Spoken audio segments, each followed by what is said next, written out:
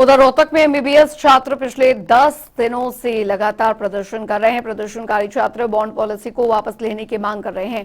मांगों को लेकर छात्रों ने सड़कों पर उतरकर विरोध जताया और उपायुक्त को ज्ञापन भी सौंपा। छात्रों का कहना है कि जब तक बॉन्ड पॉलिसी को वापस नहीं लिया जाएगा तब तक हमारा प्रदर्शन चलता रहेगा।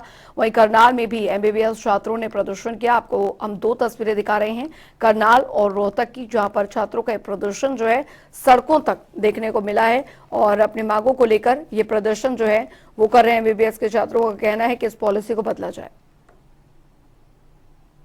लगातार प्रोटेस्ट कर रहे हैं, तो आज हमने यह डिसाइड किया कि अब एक हवन कराते हैं। इस हवन का मेन मोटिव यह है कि जैसे हमारे सेंटअप आ रहे हैं, पास है सेंटअप होने को, इसी महीने के आखिरी में हमारे सेंटअप एग्जाम्स हैं, तो बच्चे काफ़ी परेशान हैं। आपको पता है इस प्रोटेस्ट के टाइम पे एक भी बच्चा पढ़ाई नहीं कर पा रहा, चाहे वो कितनी कोशिश कर ले, उसके बाद भी पढ़ाई हमारी नहीं हो पा रही है। उसके बाद 40 लाख के इतने बड़े बर्डन के ऊपर, इसकी वजह से भी बच्चे जो है डिप्रेशन में जा रहे हैं, जो बताते नहीं हैं लेकिन हमारी सीनियर्स को वो कन्वे करते हैं वन और दी अदर वे कि वो काफ़ी परेशान हैं। तो उनकी मेंटल पीस के लिए, हमारी पढ़ाई के लिए, कि हम सेंटअप की वजह से डिप्रेशन में बच्चे ना जाएं, काफ़ी चीज़ों के लिए, और सरकार को भी इस चीज़ के साथ बुद्धि मिले कि हाँ वो एक सही डिसीजन ले हमारे लिए। और सरकार ने अमेंडमेंट्स जो की है उसके अंदर एक चीज बस उन्होंने यही बदलाव किया है कि 2022 वाले बच्चों से तो कैश के तौर पे 10 लाख रुपए लिए जा रहे थे, अब वो ये चीज नहीं लेंगे, जो था भी जायज, केवल और केवल वही चीज की है।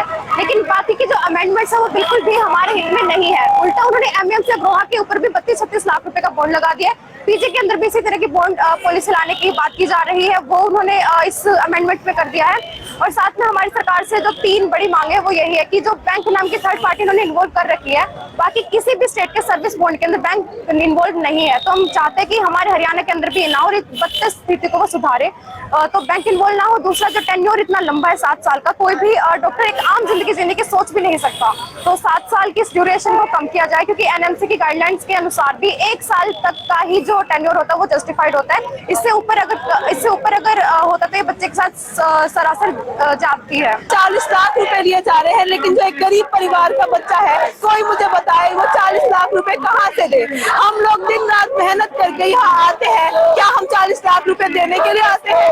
हमारा ये सपना है कि हम डॉक्टर बने, गवर्नमेंट कॉलेज से बन के, लेकिन गवर्नमेंट अगर हमसे 40 लाख रुपए लेगी तो जो गरीब परिवार के बच्चे का सपना है वो पूरा कैसे हो पाएगा? सर, प्रोटेस्ट पे आज हम लगातार 10 दिन से बैठे हुए हैं। 10 दिन से ना हम क्लास गए हैं, हम क्लास का बहिष्कार किए हुए हैं।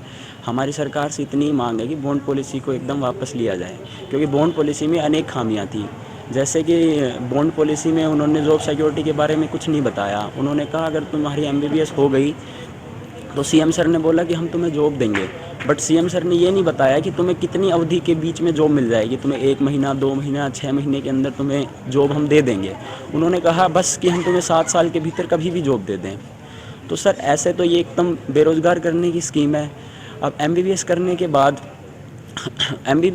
बाद सर बच्चा कहीं ना कहीं तो जाएगा। क्या तो उसको गवर्नमेंट जॉब दोगे? अगर गवर्नमेंट जॉब नहीं देते तो सीएम सर ये बोल दे कि उस बॉन्ड को निरस्त कर दिया जाएगा, तो इसमें भी हमारी भलाई है।